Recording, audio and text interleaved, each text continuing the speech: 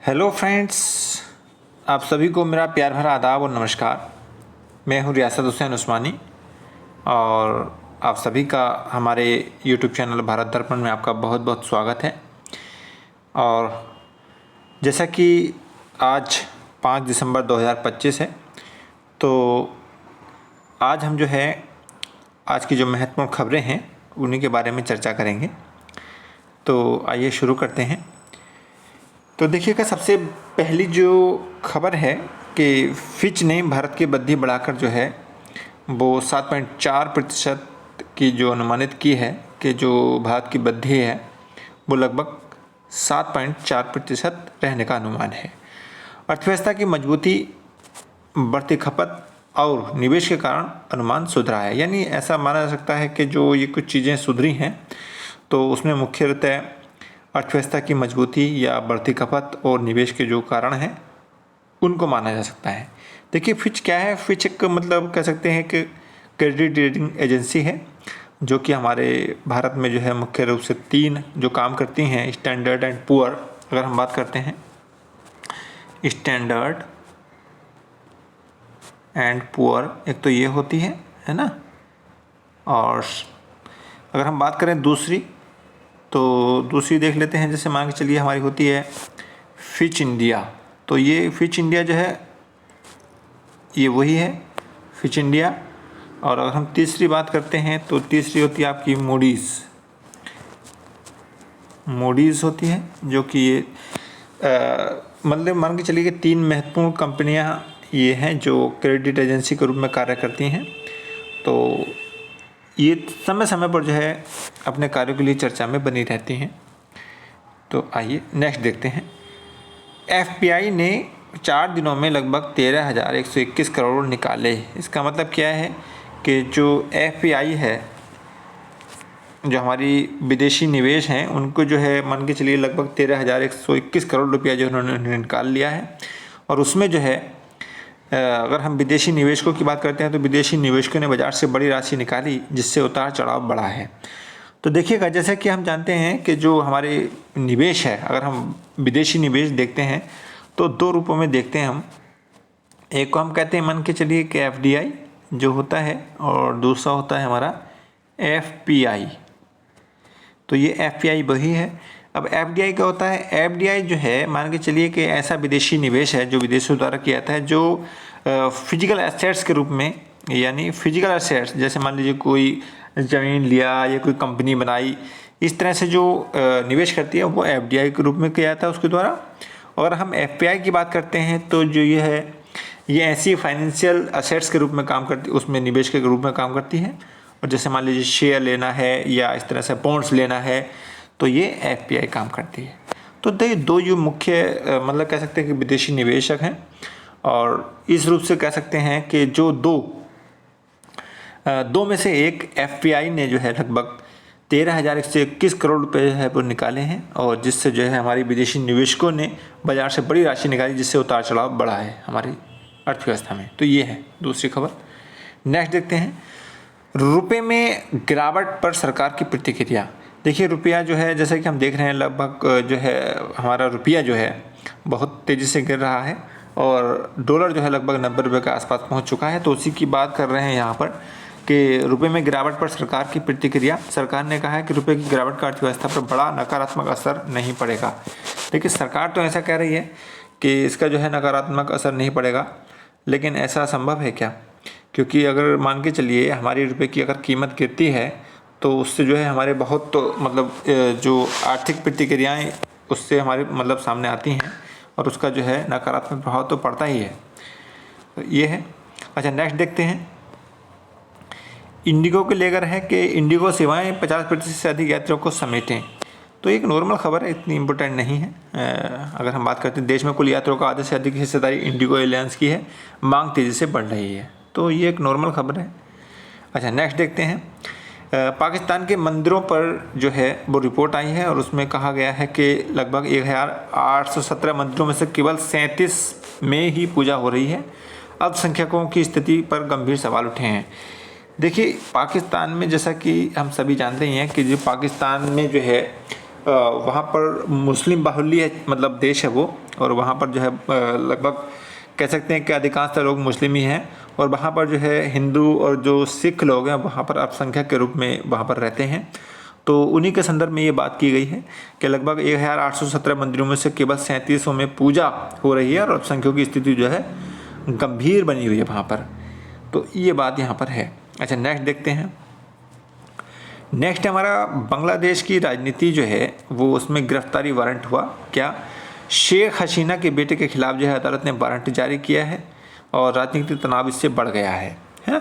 जैसे कि हम जानते हैं कि जो बांग्लादेश की पूर्व प्रधानमंत्री शेख हसीना जो है उनको मौत की सज़ा सुनाई गई थी। तो उसके संदर्भ में जो है अब उनके बेटे को भी जो खिलाफ अदालत ने जो है वारंट जारी किया है, और वहाँ पर जो है बांग्लादेश में ये जो तनाव है, राजनीतिक तनाव, वो बढ़ता नज़र आ रहा है।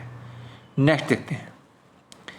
अच्छा, खालिदा जिया उपचार के लिए लंदन भेजी जाएंगी। ये खालिदा जिया है क्योंकि उनकी स्थिति जो है नाजुक बनी हुई है, तो उनको बता रहे हैं कि खालिदा जो है उपचार के लिए लंदन भेजी जाएंगी। ये एक नॉर्मल खबर है, ऐसा कुछ विशेष है नहीं। अच्छा, ये देखते हैं। अमेरिका की नई G20 सूची से दक्षिण अफ्रीका बाहर हुआ है ना। तो इसमें क्या है देखिएगा कि अमेरिका ने नई सूची जारी की जिसमें दक्षिण अफ्रीका को स्थान नहीं मिला। कूटनीतिक चर्चा जारी रही, है ना। तो अमेरिका ने जो नई सूची जारी की है उसमें अफ्रीका को जो है, दक्षिण अफ्रीका को स्थान नहीं दिया है। अच्छा, अगर हम बात करें G20 की, तो G20 के बारे में थोड़ा सा समझ लेते हैं।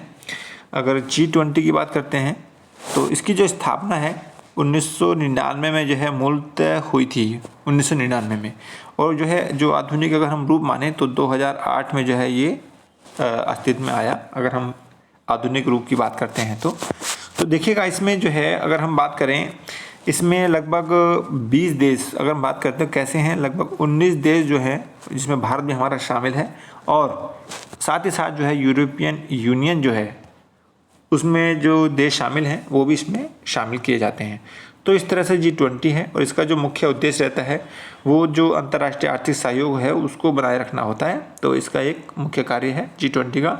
भारत भी इसमें शामिल है। लगभग मान के चलिए अपना भारत महत्वपूर्ण जो है अगर सहयोग करता रहा है, और 2023 में भी हमारे यहाँ पर जो है इसका शिखर सम्मेलन भी हुआ था, और हाल ही में जो है G20 का जो नवंबर में शिखर सम्मेलन हुआ वो दक्षिण अफ्रीका में ही हुआ है, तो जोहान्सबर्ग में। तो वो हम पहले ही चर्चा कर चुके हैं उसमें। नेक्स्ट देखते हैं। भारतीय नौसेना पर PM मोदी का संदेश। क्या कह रहे हैं PM मोदी जी? तो देखिएगा, PM ने कहा कि भारतीय नौसेना अद्भुत साहस और संकल्प का प्रतीक है। उन्होंने समुद्री सुरक्षा में नौसेना की भूमिका पर जोर दिया है ना। तो ये एक बात उनकी सराहना की गई है कि भारतीय नौसेना हमारे किस तरह से काम कर रही है ना। तो ये है। अच्छा, ये पासपोर्ट को लेकर के खबर है कि पासपोर्ट सत्यापन अब डिजिटल होगा, है ना। तो देखिए डिजिटलाइजेशन हमारे देश में लगातार बढ़ ही रहा है। अब गृह मंत्रालय ने जो है पासपोर्ट सत्यापन को डिजिटल बनाने का फैसला किया है। इससे प्रक्रिया जल्दी और पारदर्शी होगी।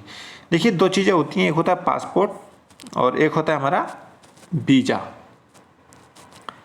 अच्छा, वीज़ा और पासपोर्ट, है ना, वीज़ा और पासपोर्ट। वीज़ा क्या होता है? वीज़ा मान के चलिए कोई आदमी, कोई व्यक्ति जो है, मान के चलिए कोई हिंदुस्तान का व्यक्ति है और वो जो है मान के चलिए ब्रिटेन को जाना चाहता है, इंग्लैंड को जाना चाहता है, तो वहाँ ब्रिटेन की सरकार जो है वहाँ उसको मतलब क्या होता है, वहाँ से उसको अनुमति लेनी होगी।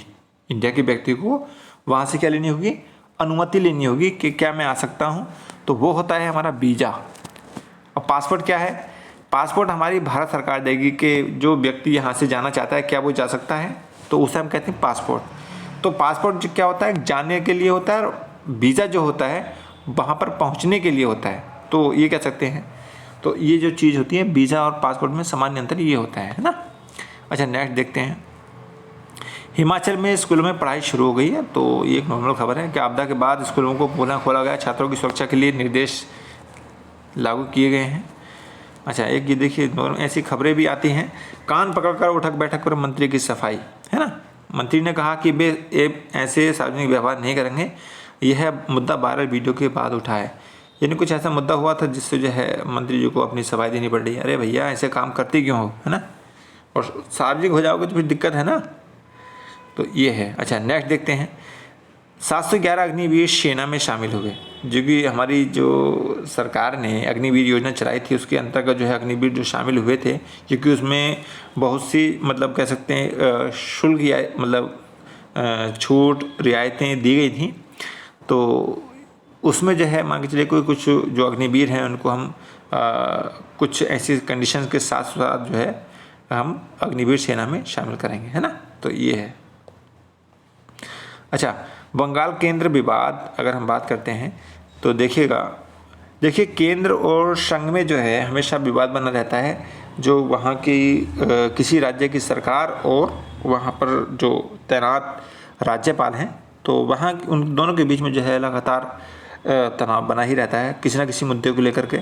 ऐसा क्यों है? क्योंकि जो राज्यपाल हैं वो केंद्र सरकार के जो हैं क्या होते हैं, एक प्रकार से कह सकते हैं वो उसके जो है एक दूत के रूप में कार्य करते हैं कि किस तरह से कोई काम क्या कर रहा है क्या नहीं कर रहा है। तो ये एक महत्वपूर्ण मतलब अपनी भूमिका निभाते हैं। तो यहाँ पर यह बंगाल और केंद्र के बीच जो है विवाद चला हुआ है। ममता बनर्जी ने कहा है कि यदि SIR रोकने का प्रयास होता तो केंद्र बंगाल में राष्ट्रपति शासन लागू कर देता, है ना। उन्होंने गृह मंत्री अमित शाह के आरोपों को झूठा बताया। तो ये है। अच्छा, नेक्स्ट देखते हैं। NRC दस्तावेज और भगोड़े संदिग्ध।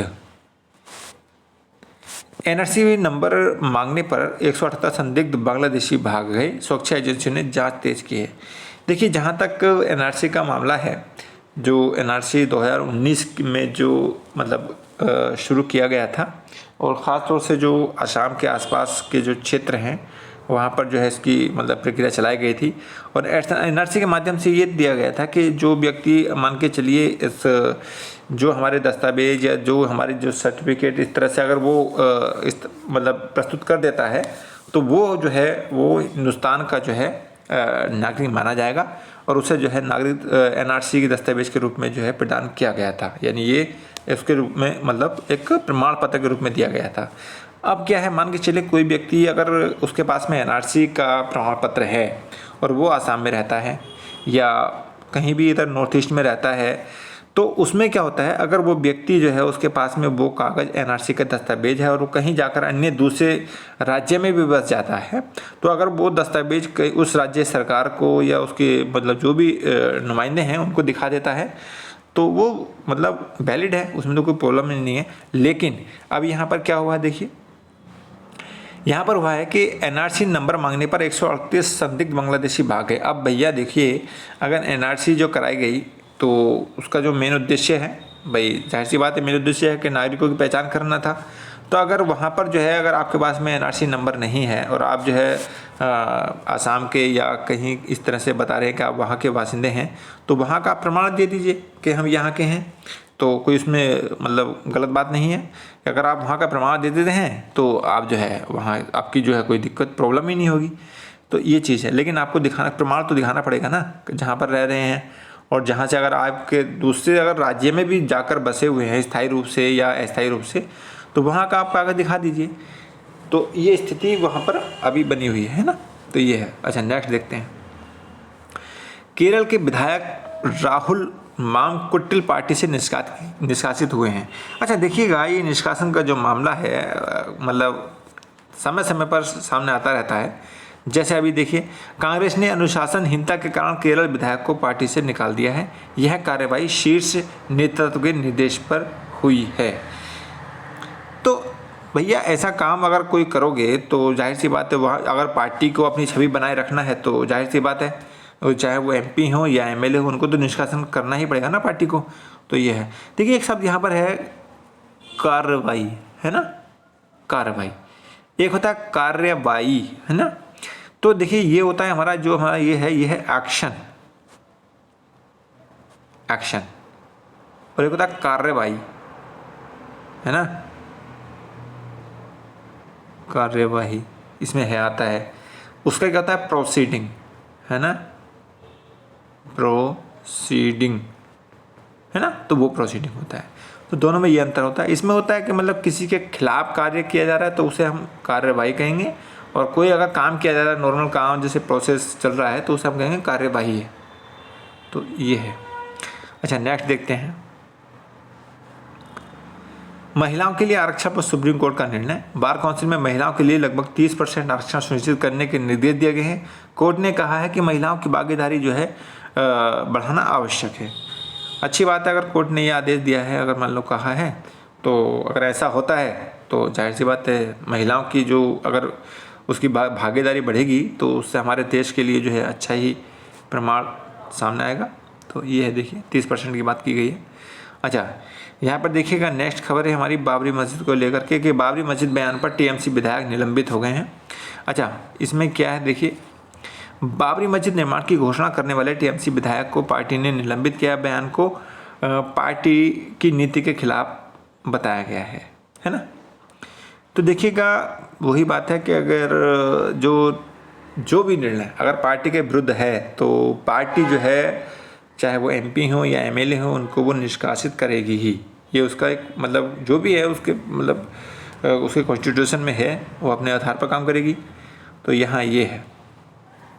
तो देखिए जहाँ पर इस तरह से मामले सामने आते हैं कि ऐसा कार्य किया या ऐसा किया तो पार्टी ने उसको निकाल दिया, तो ये तो सब निलंबन वगैरह होता ही रहता है ना। तो ये है। अगर आप मान के चलिए बाबरी मस्जिद जो है उसका जो विध्वंसन है उसको आप जानते हैं कब हुआ था, यानी 6 दिसंबर 1992 को जो है बाबरी मस्जिद का विध्वंसन हुआ था। और उसके बाद से जो है ये लगातार जो स्थिति बनी हुई थी और मतलब कि जन्मभूमि वहाँ पर राम जन्मभूमि है और उस पर जो है मंदिर बनना चाहिए।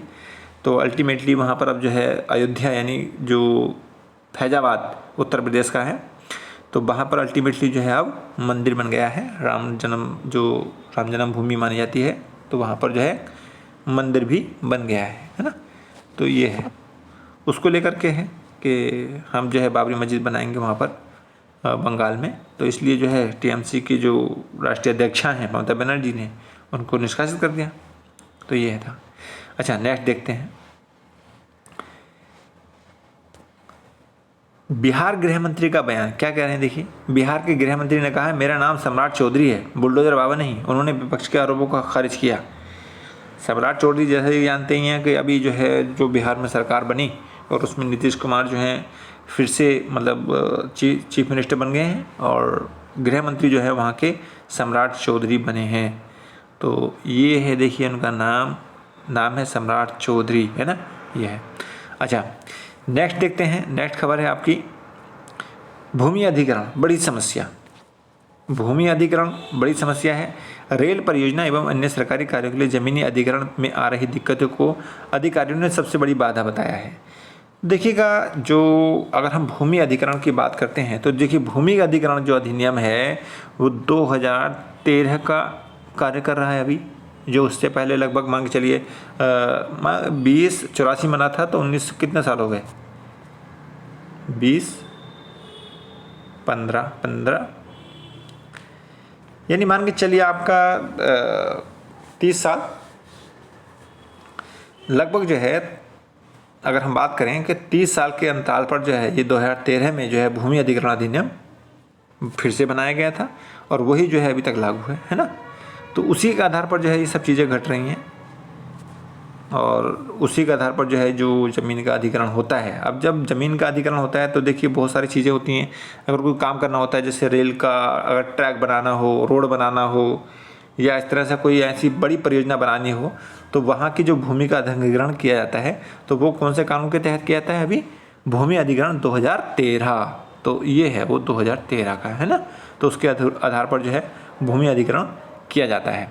अच्छा, इसमें एक दो चीज़ें होती हैं अगर हम मान के चलें। जैसा एक तो होती है हमारी पीपीपी मॉडल होता है, ये पीपीपी मॉडल होता है। एक प्राइवेट मॉडल, एकदम प्राइवेट। तो पीपीपी में क्या होता है, पब्लिक प्राइवेट पार्टनरशिप होता है और एक प्राइवेट एक्चुअल प्राइवेट होगा, है ना।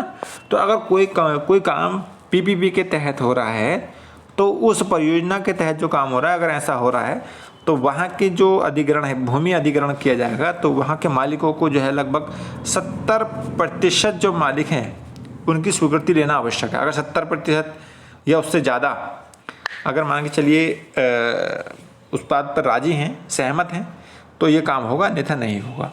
इसी आधार पर जो है प्राइवेट की बात करें तो वहाँ पर जो है लगभग 80% है। अगर 80% या उससे ज़्यादा जो है वहाँ के लोग सहमत हैं, एग्री हैं, तो काम होगा, अन्यथा नहीं होगा।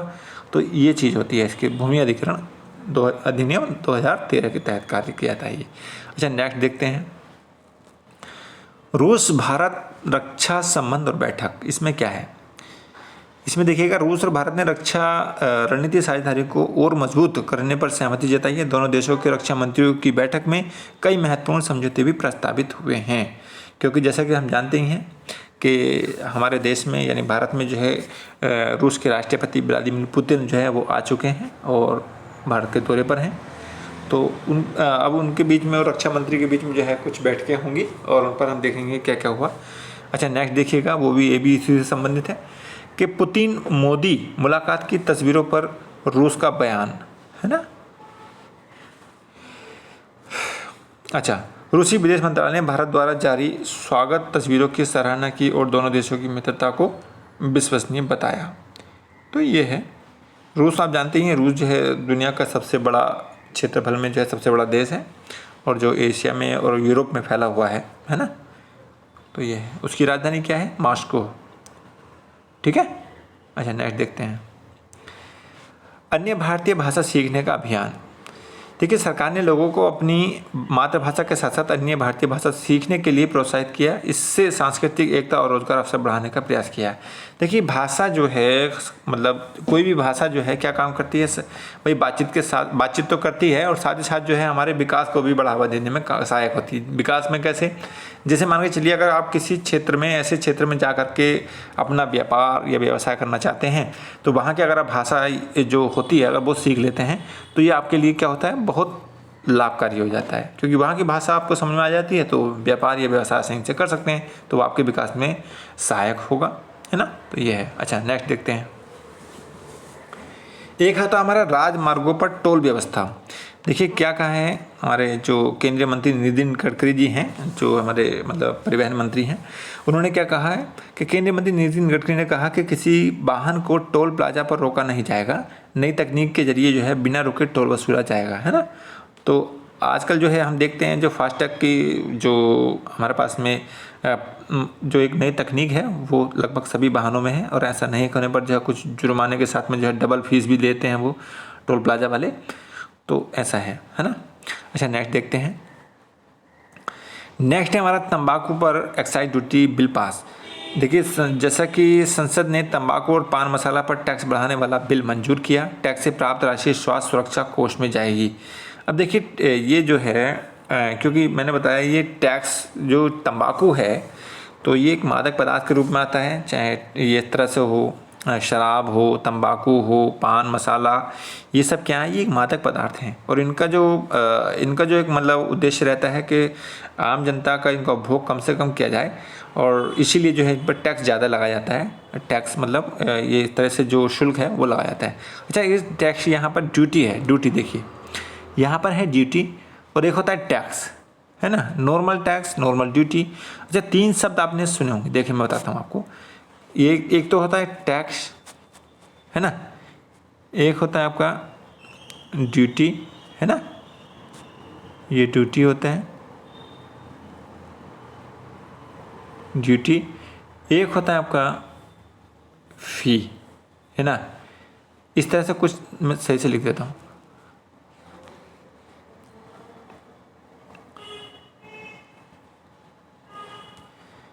टैक्स, ड्यूटी, एक होता है आपका फी,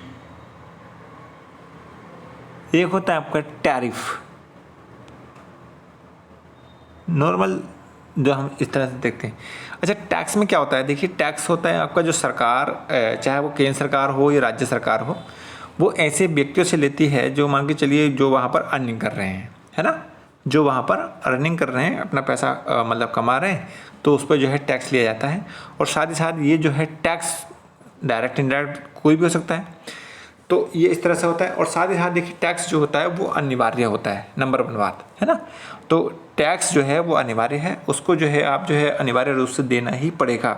और उसमें क्या होता है, टैक्स में ये होता है, अगर आपने जो है कोई टैक्स दिया है तो सरकार से ये अपेक्षा नहीं कर सकते कि इसके बदले में कुछ हमको सरकार देगी, हालांकि देती है।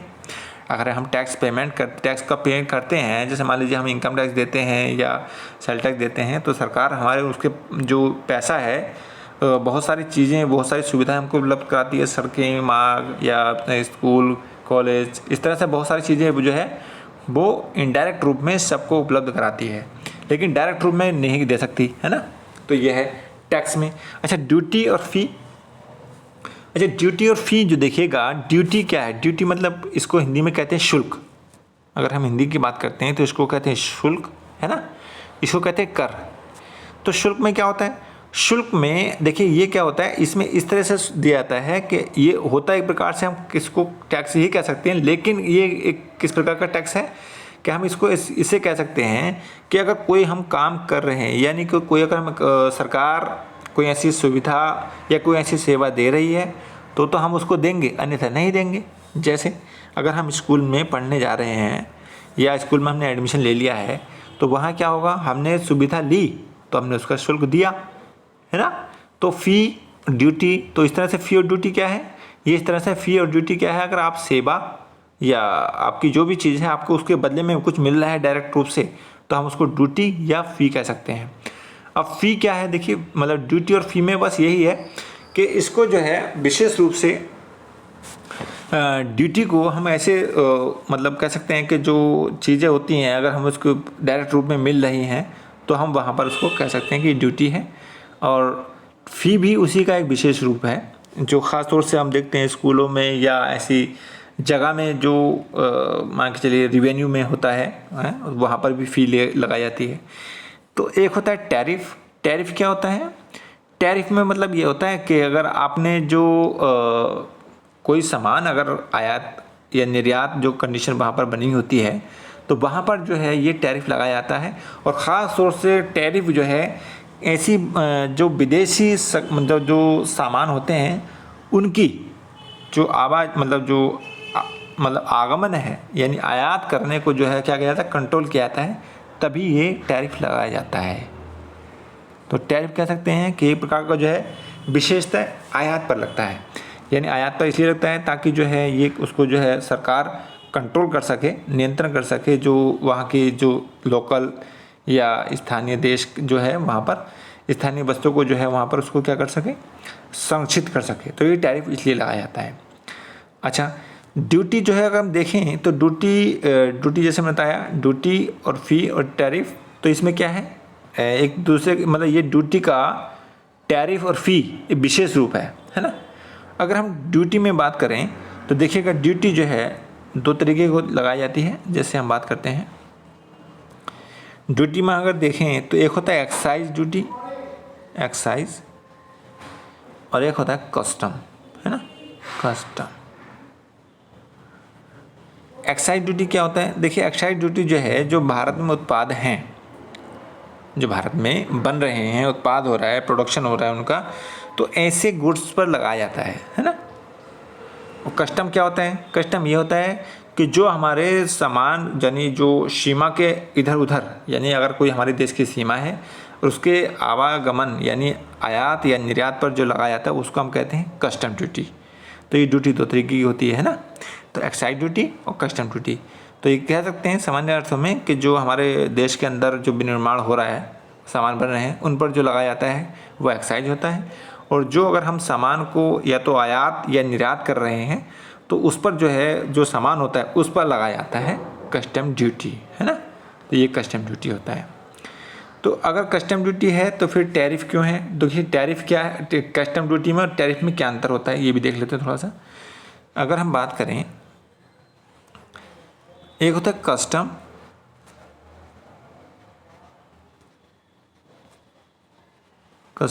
एक होता है टैरिफ।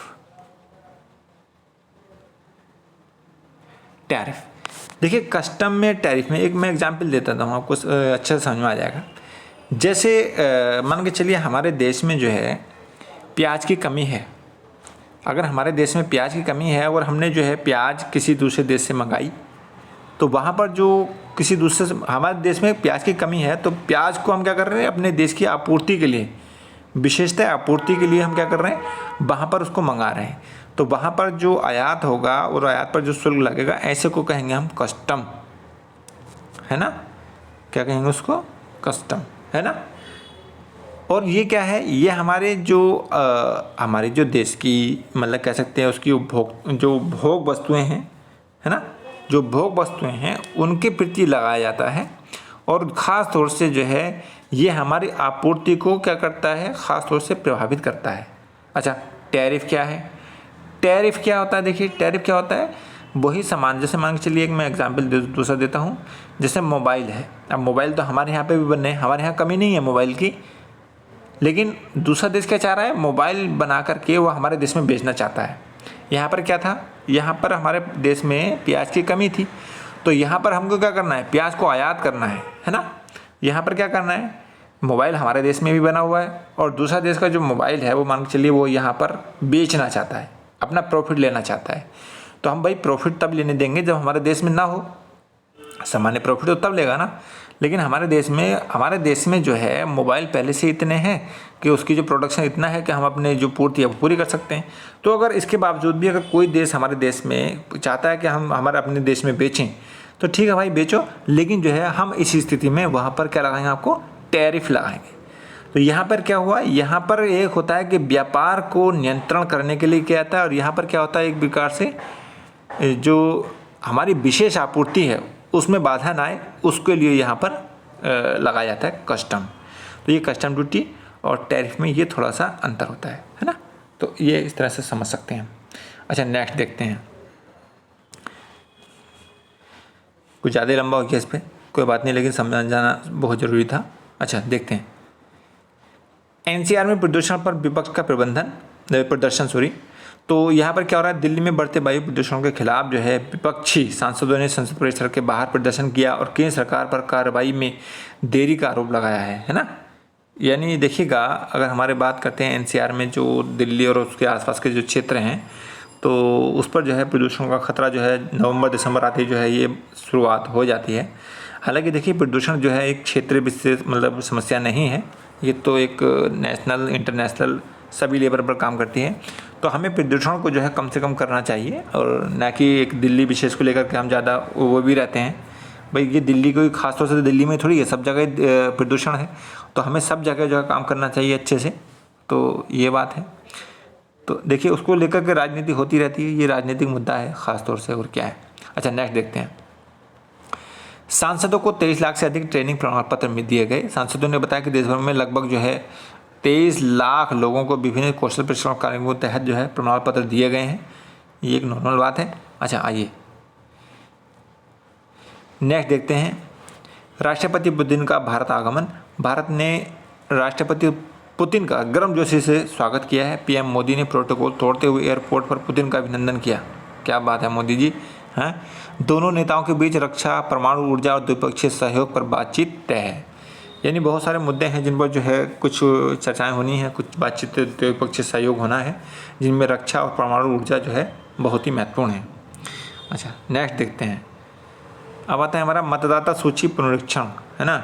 जो हमारा SIR चल रहा है 12 केंद्र शासित प्रदेश और राज्यों में कुल मिलाकर के, तो वहाँ पर जो स्थिति है देखिए, चुनाव आयोग ने स्पष्ट किया कि मतदाता सूची के पुनरीक्षण की जिम्मेदारी जो है कर्मचारियों की है। इसमें लापरवाही पर कार्रवाई की जाएगी ताकि सूची अधिक सटीक बने, है ना। तो देखिए कार्रवाई फिर आ गया यहाँ पर, एक्शन मतलब कार्रवाई मतलब एक्शन, एक होता है कार्रवाई,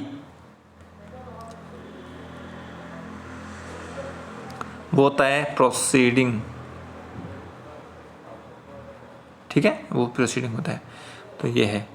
अच्छा एक ये नॉर्मल खबर है कि इंडिगो संकट, 550 से अधिक उड़ानें रद्द की गई हैं। इंडिगो एयरलाइन ने स्टाफ की कमी और तकनीकी कारणों से जो है 550 से ज़्यादा उड़ानें रद्द की। यात्रियों को भारी परेशानी उठानी पड़ी। सुधार के लिए विशेष टीम बनाई गई है। एक ये है, लगभग हम अंत में आ चुके हैं। 26/11 मामले में देरी पर सुप्रीम कोर्ट की नाराज़गी। सुप्रीम कोर्ट ने 16 साल से कोर्ट में लंबित 26/11 मामले पर कड़ी टिप्पणी की है ना। न्याय व्यवस्था में विलंब को मजाक बताया और तेज़ी से फैसला सुनिश्चित करने की बात कही है। तो ये देखिएगा जो हमारा आतंकी हमला हुआ था 26/11, तो उसकी बात कर रहे हैं यहाँ पर। तो देखिएगा, मैंने जो यहाँ पर जो आज की महत्वपूर्ण खबरें उनको संक्षेप में बताने की कोशिश किया है, और मैं आशा करता हूँ जो है आपको ये अच्छी तरीके से समझ में आएंगी। तो इसकी ज़्यादा से ज़्यादा जो है लोगों तक पहुँचाने की कोशिश करें और शेयर करते रहें, साथ ही साथ जो है हमारे चैनल को सब्सक्राइब भी कर लें। तो आज के लिए बस इतना ही। जय हिंद, जय भारत, धन्यवाद।